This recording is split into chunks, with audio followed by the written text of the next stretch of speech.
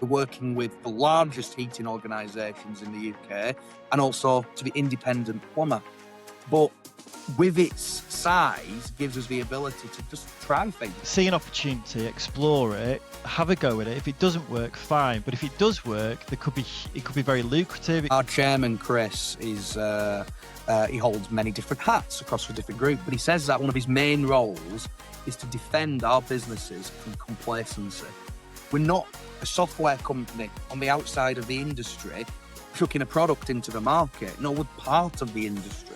We're here to support, we're here to help grow, listen to that feedback and adapt. And again, it's just changed how we're operating again. There is not, when it comes, I feel, to sales and marketing, one right way of doing things. There is one right process, absolutely, but different humans have to go through that process. And they all are comfortable in different ways. And if someone's comfortable in what they're doing, you're going to get a better result.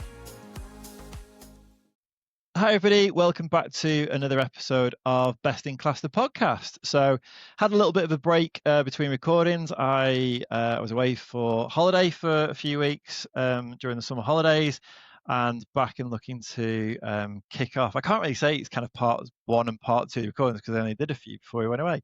But here we are. So, really excited about today's guest. Ben Duckworth is with me. Ben, hi. How you doing? I'm good. How are you? Very well, very well. Thank you very much.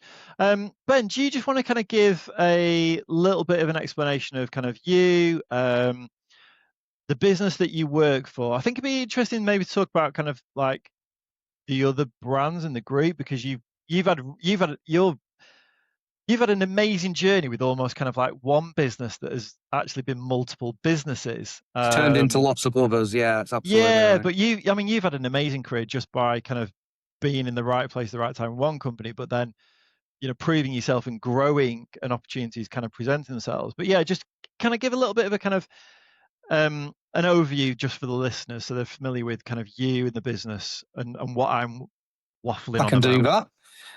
Although I know some of my colleagues that may listen to this will be cringing because we hear this story so many times. But So I'm Ben. My role now is the CEO of our software business called Heat Engineer Software.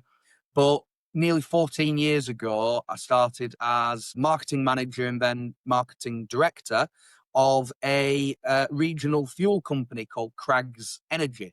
So we do and still continue to, or did rather and still continue to, deliver liquid fuels. We've got a number of wagons that fly around the northwest Yorkshire and down in Devon.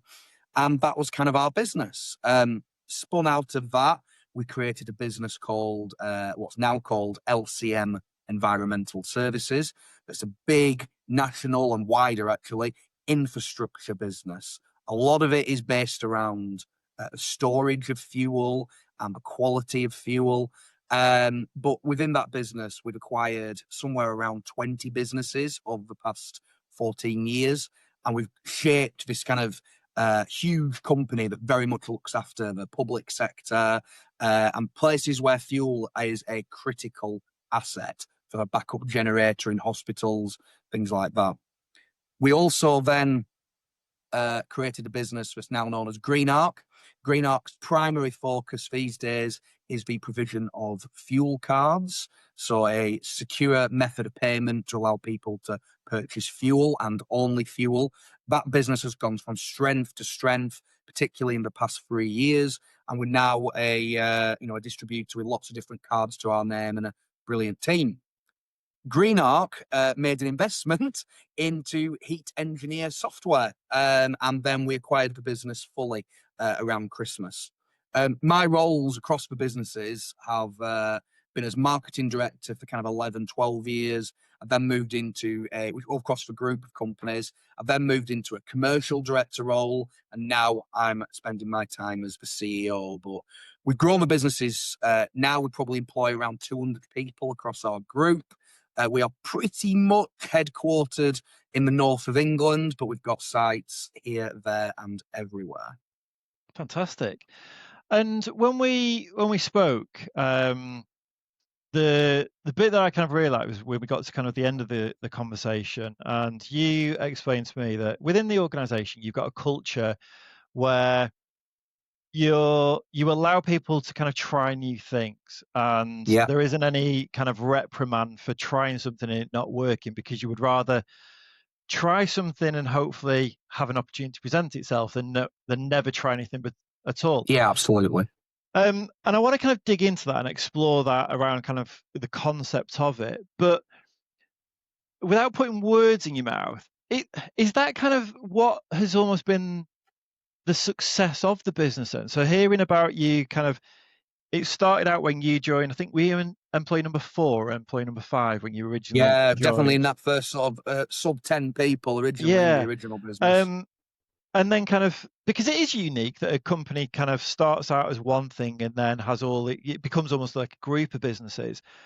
But has that been born out of this early days culture of saying, well, let's try, there's an opportunity there, let's try it. Yep. So So so go on, it's, yeah, it's, explain to me kind of it's where that comes from and how does it work? yeah, so it's safe to say if I look back to our, if I go back to kind of 2012, 2013, we really just had Craig's energy to focus at that point. We were a brand new fuel business in a marketplace that's full of either a handful of larger corporate fuel businesses that cover the entire country with their own vehicles, or often what would be more regional players, but could be second or third generation family companies. And we were, in essence, a startup. Don't get me wrong, we had a lot of experience from previous fuel companies in there, but we were still a startup. Our chairman, Chris, he came from a software background. He had nothing to do with fuel, really. And it was, well, why do we do things this way? Now, don't get me wrong, in, two of our businesses, particularly the Craig's Energy and the LCM that involve people, fuel, safety is something that you don't try new things with. There are very much ways of doing things. But from like a sales and marketing perspective, across all the businesses, particularly when they've been at their younger stage, we've been really creative about what we can try. It's Craig's Energy, we saw that. And now in the heat engineer software business, this is still, in comparison to some of our other businesses, it's still quite a small business. Don't get me wrong, we are providing software solutions now to plumbing and heating engineers to help them do complicated maths that I, until entering the industry, didn't realize that plumbing and heating engineers need to do with heat loss calculations and design. But, I'm saying it's still small. We're still operating over 20 countries. We're working with the largest heating organizations in the UK and also to the independent plumber. But with its size, gives us the ability to just try things. We recently had a board meeting and an idea was floated, and we thought, let's just try it. If it doesn't work, it doesn't work, but we may as well try it. We've got a blank piece of paper to try as many new things as we want to here, and why not? We've seen the success over the past 12 years in the other businesses where, we've been copied. We've done things that have, we've been the first to do something, but now everybody does. Don't get me wrong, we've done ideas that didn't work, but that's part of the fun. That's the fun of growing businesses. Let's find a different way to do things, as long as we're keeping people safe.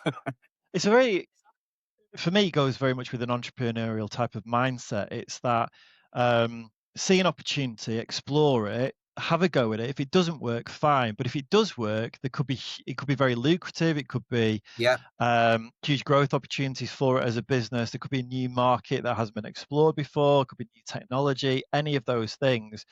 And if it can bolster the business, you're almost naive to not try it. As you kind of grow and you say that, Martin, but you'd be amazed how in some other businesses, and I've seen this previously, the sentence of, oh, well, we did that 7 years ago and it didn't work. Well, the times have moved on since 7 years ago. Just because something didn't work when one set of people tried it, absolutely does not mean it won't work now.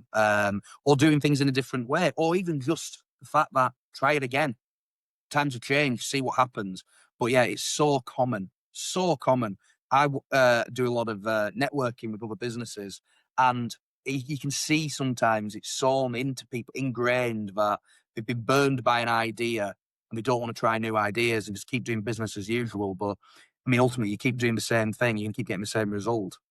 exactly. There was you've just kind of sprung an idea with me actually. So when I launched Hire, it was just before COVID, and because everybody went on to kind of video calls and video technology, I kind of saw an opportunity. I was like, well, I can leverage on this because I'd always had a situation where I could meet a candidate, they could be really good for a role, but maybe on paper they didn't look right. But I'd had that kind of face-to-face call. So I leveraged on me doing video calls. I thought if I can record this and create a video profile that accompanies the CV, and it went down brilliantly. And it was just seeing an opportunity. The timing was quite right. But I also then did the mirror version, which is a 3D job description where, let's say you were hiring, I'd say, right, Ben, let's go on a video call. You tell me a little bit about the company, about the role, and how you use that to present to candidates. So it's just the mirror version of the 3D CV. And that was a great idea. But from a client perspective, nobody wanted to go on video calls because they were all apprehensive about how it would look. And it was a great product, but the timing was wrong. Now, I parked it, I shelved it, but I've reintroduced that around about 6 to 9 months ago. And there's a lot more appetite for it now because people have become more accustomed to being on video call, doing meetings. There's a lot more kind of content put out where people's kind of faces out there. And I think people are just Yeah. more a bit, they're okay with their kind of, video profile going out there. Yeah, it's become the norm. Yeah.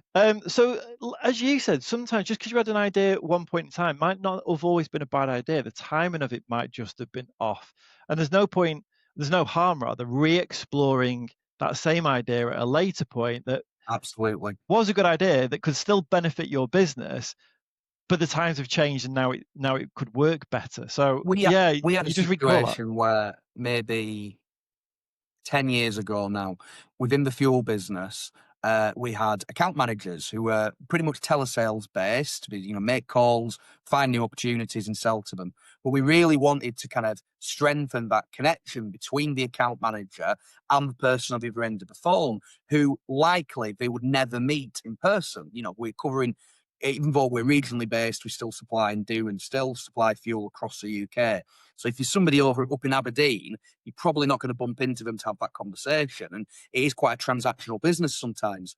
So we had the idea of whenever we signed up a new account, the account manager would go onto camera and do a welcome video, a custom each time welcome video, referencing the conversation they've had, not some kind of stock video you just send. But logistically, it was so hard to do around 10 years ago. It would, even though we come from having space in the office to record it, then what you're doing with them to compress the file size, where you're going to put it. You don't put it on YouTube because you don't want it to be public. Can you make it private? Does the staff member want to do it? It was a whole nightmare. Whereas now, when we do these kind of things now, it's easy. It's just off your phone. You can do that. But actually, the staff are already making these connections because we're jumping onto Teams calls and having it. So the idea was right, but the time was wrong. And now there's better ways of doing these things anyway. And what's been from kind of feedback from the customer side? What's been the feedback of those kind of video Well, instructions? anywhere we can get in front of a customer, be it ideally in person, always in person if you can. But again, we have across a group of companies, we have thousands, tens of thousands of customers. We can't go and see everybody. We work with people from homeowners, I say, to heating installers, to the Ministry of Defence. You can't go and see every single person. But anywhere where you can gain that connection, you can look somebody in the eye and talk, or even just say, thank you for your business, you get a much more positive relationship. And yeah, that helps with making customers stickier and want to stay with you. But actually, it's good for the staff. If the staff can see the good work they're doing, how they're helping solve a problem for their customers, it's not just a transaction on an ERP system or a CRM system. It's an actual human who you are impacting. And I'm a big believer in that human connection. No, I'm a massive advocate of it as well. And, part of this podcast is we'll explore topics, but there's always these kind of individual nuggets that kind of come out through conversation that I want other business leaders to be able to kind of tap into and give them food for thought for a moment. And that's why I was kind of quite interested in that of what's the feedback like from the customer base? Because I think that's a lovely little touch. It's not expensive. It's only going to take a bit of time. You probably created a bit of a kind of a template format that everybody tends to kind of adopt when they're doing these calls, so there's a consistency between them all. But it's different. How many other Yeah. companies out there are having somebody on the front line sending a nice little video message to a customer that, as you say, it's stickiness around the customer. As the individual, they're getting the kind of profile out there a little bit more. They're building up that relationship with the customer. I just think something like that can be adopted by so many other companies. Well, I think But it's smart. we had a business that we've sold since, but and I kind of come out of that marketplace. But that business created proposals, and these were quite large project proposals.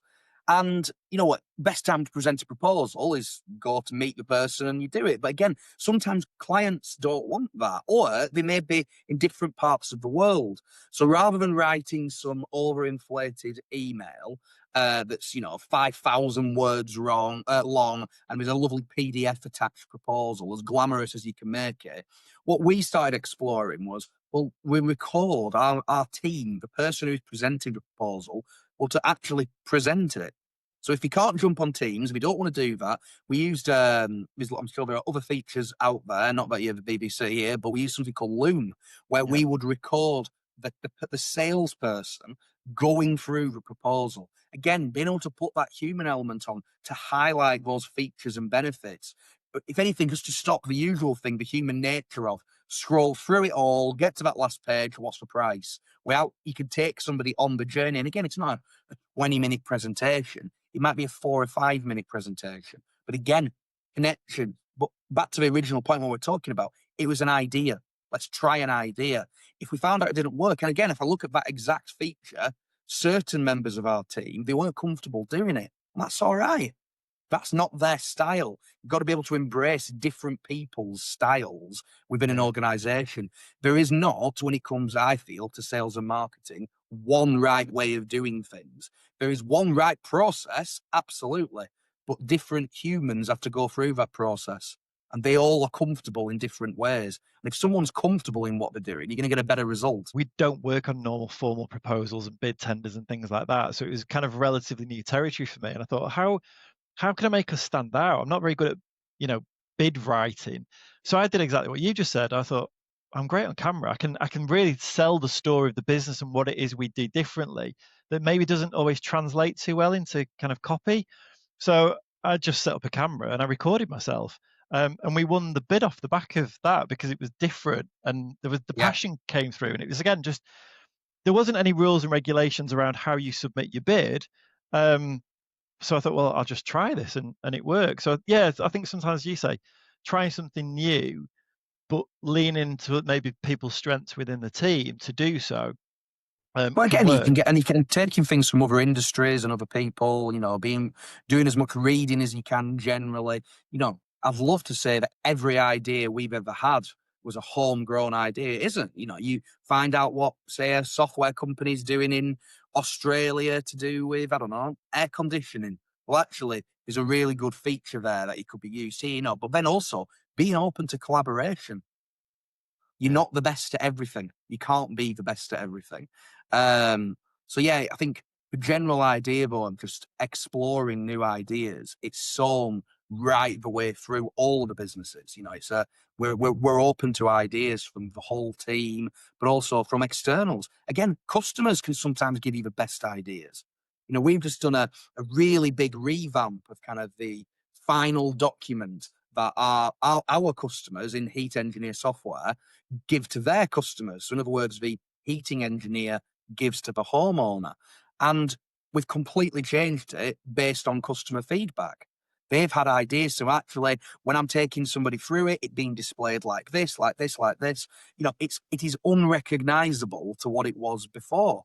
We'd done this incredible document that was great for the installer, but actually for the homeowner, it probably read a little bit like if you buy a new TV and you get the manual, it's just numbers and calculations. Now it's the opposite. It's homeowner focused. We've one of the things I've tried to bring into the business is that we've got a heat engineer. We have 3 clear purposes.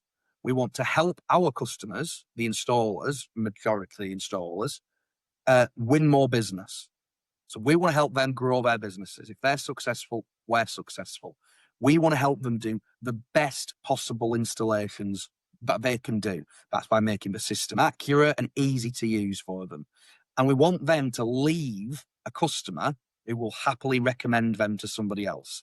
If we do that, and we loop straight back round to winning that more business. So with those three ideas, we look at what our systems, our processes, our marketing, our sales strategies, and it changes everything that we're trying to do. We're not a software company on the outside of the industry chucking a product into the market. No, we're part of the industry. We're here to support, we're here to help grow, listen to that feedback and adapt. And again, it's just changed how we're operating again. It's really interesting when you think about your direct customer is the heat engineer, or the installation engineer, but actually, who is the ultimate customer? It's their customer. So if you're Is not the writing it practical with on it. the end customer in mind, you're not fulfilling your kind of optimum purpose. And as you say, if you can help your customer grow with their customer, it's only going to benefit you guys as well. Go back to the fact of what I said a minute ago, is that not everybody's good at everything. I can think of some of the engineers I know personally. They are absolute artists when it comes to pipe work and flow rates and setting up a system, but we're not necessarily the best salespeople. And they Yeah. do have to have that in their arsenal as well. So if we can help them with that, then we're taking some of that weight off them, allowing them to win more work and go be the Da Vinci of plumbing, whatever they need to do. That's the idea. So I wanted to ask you this question ages ago, and we've gone off on a kind of couple of tangents since then. So as I'm bad for you, that. oh, so am I. So as you have new employees join the business, you rightly said, not every organization has this so- type of mindset of kind of, open to ideas and recommending people. What's been the maybe feedback from employees as they've joined? Does it take them a bit of a kind of a bedding in time to think, actually, it is okay to make a suggestion? Or do they still kind of think, no, I don't believe this, I'm keeping my No, mouth I, shut I here think because, I don't think there's anybody within. I've hoped to not think. We've employed over 200 people now. There is nobody who does not think that they're able to bring forth an idea. I think it's very much down to the individual. We've had. I recently conducted an interview for within our Green Arc business, helping out the marketing team there, and one of the candidates there, even at interview stage, said, I'm getting the impression that I can say my opinion. And it was like, absolutely. And he said, I've seen that you've done this. Have you not thought about that? And it's like, yeah, that's actually a brilliant idea. So I'm hoping just our general demeanor yeah, puts people at ease. Yeah, you know what? We are a large organization now. We're not a corporate. We don't operate in a corporate way. We're still personable, but we're a large organization that wants collaboration.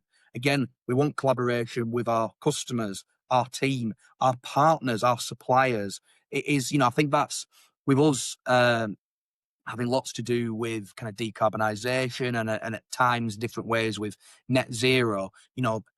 As a country, as a planet, again, whether your political opinion lies, net zero as a topic could only be achieved through collaboration. There is no magic bullet with this. Whether you think it should happen or not is a different conversation, a different time. But the fact is that it has to be collaboration. This can't be big corporations fighting with each other. And again, I think even for our little place in the world, it is collaboration. yeah. Collaboration is key, as they say. I think we've already addressed it, but what would you say the benefits are within your organization of having this mindset of the ability and the willingness to try new things versus a safer mindset or a Yep. traditional, we're okay, our business is all right, it's ticking over, we're fine, let's not rock the boat and try anything. What are the benefits that you found along your own journey with kind of the business and the group of businesses to this mindset? Well, it's interesting actually because we've just come at the time of recording. Last week we had all of our board meetings, and our chairman Chris he holds many different hats across the different group. But he says that one of his main roles is to defend our businesses from complacency because we I are like doing well. that. Things are going well, but actually that's where it goes wrong, and it has done for us in the past. where we've just maybe got, oh, yeah, we're doing really well here, that's great. And we're not constantly trying to innovate, not constantly trying to do something different.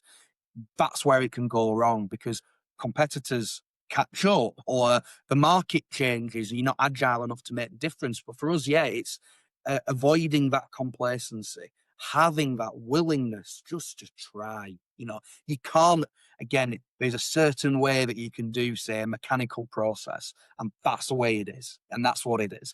But it's how you get to that bit before it, or what happens after, say that, what happens after that fuel delivery, let's say, in our original business. That's where you can bring in this creativity. But I think it just makes it a much more interesting place to work. I don't think I have an ability now to work somewhere where it is as a steady eddy, And this year, look, we've grown our business by 1%. Well done, see you at the Christmas party. That isn't what this is, But don't get me wrong.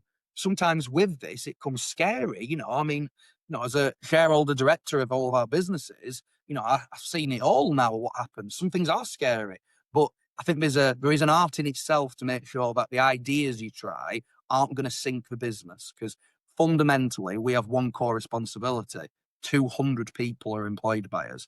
We have to ensure that they are gainfully employed in a safe environment, but also an environment that's nice.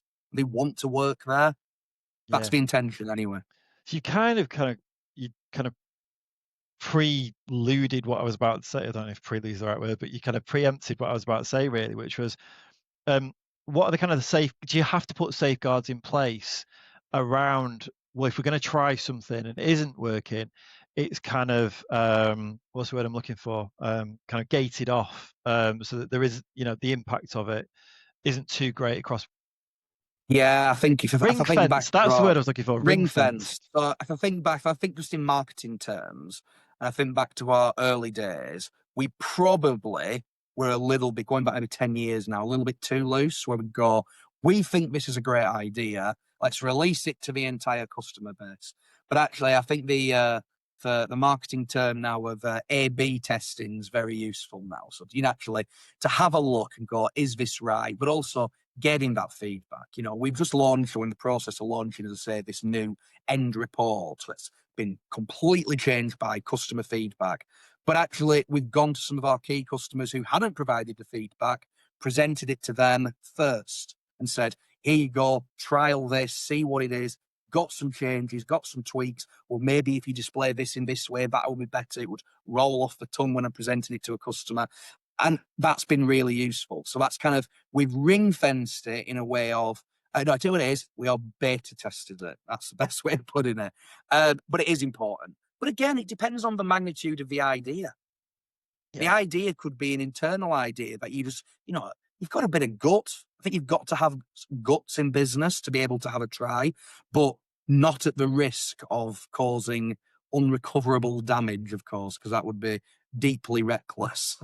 Yeah, obviously. And the final question that I've got then is, so you create this culture, and hopefully people listen to this and kind of raise their eyebrows thinking, this is interesting. Maybe we are set in our ways. We are a bit complacent. Maybe there's kind of losing our market share around this, and maybe we should start to explore opportunities. But if an employee tries something or suggests something and it does go wrong, is there any kind of fallback? How do you create an environment to let them know, look, it's okay if you suggest something and it doesn't work. We're not going to reprimand you for that either. Yeah. Be human. In all Right. things, be human. Talk to people. We've got quite a complex management structure now because, again, there's 200 people in across 4 kind of top core companies that individually have different brands, and it's quite a complicated organogram, let's say, if you were to draw it.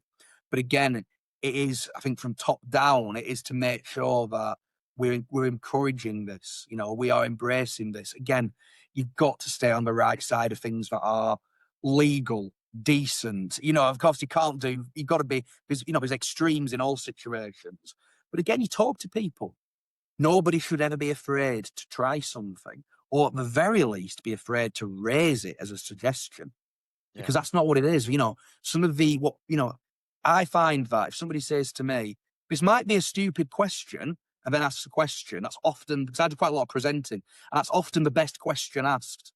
The Yeah. potentially stupid questions are the ones that will actually make a difference. I think back, we had a process within the business that was started by an employee. They left. She had a baby and she didn't come back to work. She was replaced by somebody else. And then that person left to emigrate to a different country and replaced by a second person. This process this second person was doing was originally put in place by the first person, and it was because that first person wanted to know one piece of information. And for 4 years, every day, somebody had done it, even after she'd left. And it came to this person, he just went, why are we doing this? And the answer was, we didn't know you were doing this. A spreadsheet was being populated every single day.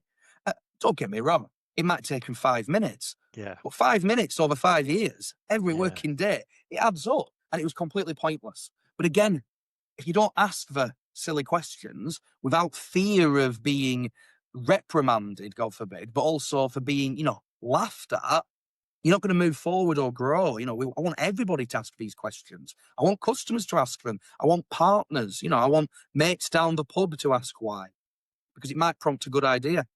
Yeah, and something that I learned as well is about having the voice of the customer, where you go back to a customer and ask them, rather than tell us what we were good at, tell us how we could improve. What could we be Yeah. better at? How could we deliver our service more effectively to you?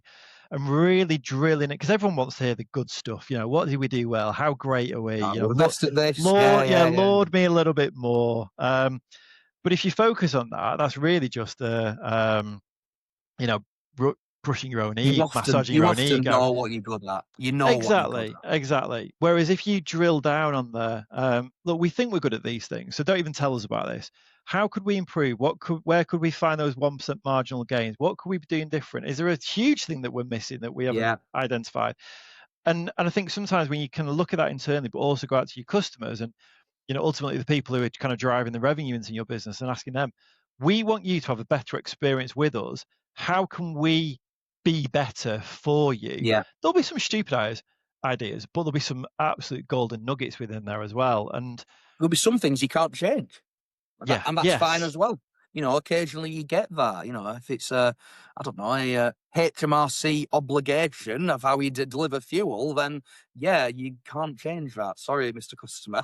yeah. But yeah, But it's there'll be some just brilliant ones creating in an there. environment to be open. Exactly, Yeah. exactly. Yeah, perfect.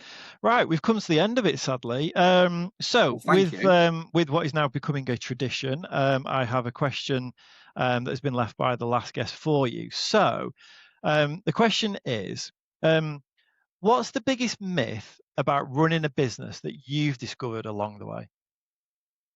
Oh, that's a hell of a question. I'm going to have to think of what my question will be for the next person. Biggest myth, I You can leave the think. question, "What's your favorite color?" That is still No, an I'll acceptable go deeper question. than that. I'll go deeper than that. Um, Biggest myth, I think, is that you have to be either an expert or even good at every business discipline to run a business. So we were talking about you can't do everything, you can't be everything. I know what I'm good at, and I know what I'm not good at. I am not an accountant.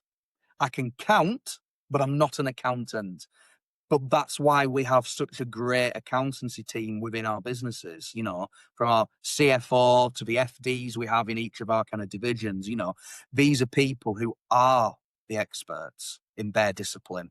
And that is a really important discipline to be an expert in. And actually, I think that to not have the ego in it and to assume that you know and you can advise yourself on these situations, sales, marketing, even operations, that's kind of what I'm interested in. So that's where I've probably got more expertise. Accountancy, and for me, but it's a bloody important thing to have. So I think, I think sometimes people, I speak to friends and family who aren't business owners, and they go, well, I'd love to start my own business, but I can't do this, I can't do that. And then, well, don't do that then. Yeah. Do what you need to do the bit you're passionate about, and get to a point where you can have people helping you do the other bits. Yeah. If you're doing a micro business, then you've got a micro accountancy requirement. Somebody will help you. Yeah. Get advice. Don't have the ego, and be Outsource open it. about what you're good at. Yeah, I outsource to an accountancy firm. I'm a customer to them. If I wanted certain marketing done, I might outsource it to a freelancer or an agency. Yeah. Be good at what you're good at, have knowledge of the other stuff, but you can get other people to do and the work will be It's better as well. it's time as well. Yeah. As in, if me doing our monthly management accounts takes me a week to figure it out while I dust off with my old abacus, well, actually, that might take a proper accountant an hour to do.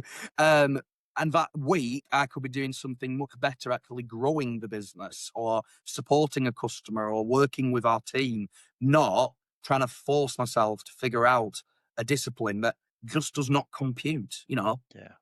It could be you externalizing your IT, whatever it may be. You cannot be an expert in absolutely everything, even if you think you are. Oh yeah, that's a different conversation altogether. But Ben, Sure it is. thank you so much. It was a pleasure. Thank you, Martin. All best.